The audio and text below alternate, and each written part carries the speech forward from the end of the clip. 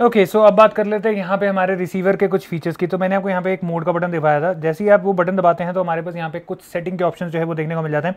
Output mode आपको mono पे रखना है अगर आपको दोनों माइक्रोफोन्स चलाने हैं। तो ये मेरे को आज तक समझ नहीं आया, हमने जितने भी ज़्यादातर माइक्स कवर अप करे यूजुअली स्टीरियो में आपके दोनों साइड के जो साउंड है वो आना चाहिए, बट हमेशा यहाँ पे उल्टा लिखा होता है। एंड अगर गलती से आपने इसको कहीं स्टीरियो पे रख दिया तो आपकी सिर्फ एक साइड की साउंड जो है वो आएगी, मतलब लेफ्ट साइड पे आपका एक माइक चलेगा, राइट साइड पे आपका एक माइक चलेगा। तो अगर दो बंदे बात कर रहे हैं तो अलग अलग कान में अलग अलग बंदों की आवाज़ जो है वो सुनाई देने वाली है।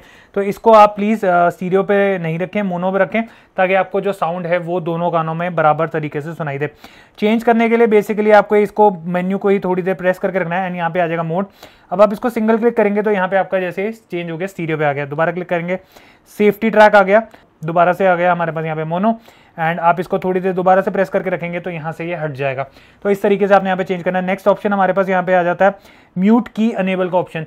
तो कई बार क्या होता है हमारे माइक्रोफोन में, जैसे मैंने आपको दिखाया म्यूट का ऑप्शन है, तो कोई गलती से उसको प्रेस कर देता है या दबा देता है तो हमारा माइक जो है वो म्यूट हो जाता है। बट अगर आप यहाँ से इसको डिसेबल कर देंगे, जैसे कि हम यहाँ पे इसको प्रेस कर देते हैं, दोबारा से इसको दबा के यहाँ पे हम कर देते हैं डिसेबल, तो इससे क्या होगा, हमारा जो माइक्रोफोन है वो म्यूट नहीं होगा।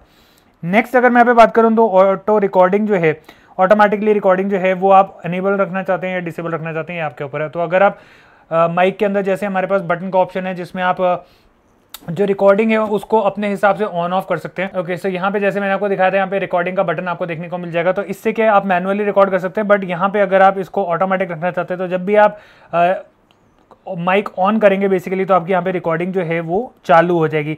तो वो आप यहाँ पे डिसेबल या अनेबल कर सकते हैं। नेक्स्ट अगर मैं बात करूं तो आउटपुट वॉल्यूम हमें यहाँ पे मैक्सिमम जो मिलती है that is 15, depending upon the device, किस डिवाइस के साथ आप इसको कनेक्ट कर रहे हैं उसके हिसाब से आप इसकी वॉल्यूम जो है एडजस्ट कर सकते हैं। जैसे कैमरे में एडजस्ट करने का ऑप्शन होता है, फोन्स में नहीं होता। एंड कई बार ऐसी हो जाता है कि हमारे फोन की वॉल्यूम जो है वो सही नहीं आती है, तो आप यहाँ पे वॉल्यूम जो है इसकी बढ़ा सकते हैं। Next is the low cut and ये आ जाता है आपका नॉइज रिडक्शन का ऑप्शन। इसके बाद आ जाता है हमारा स्पीकर अनेबल का ऑप्शन।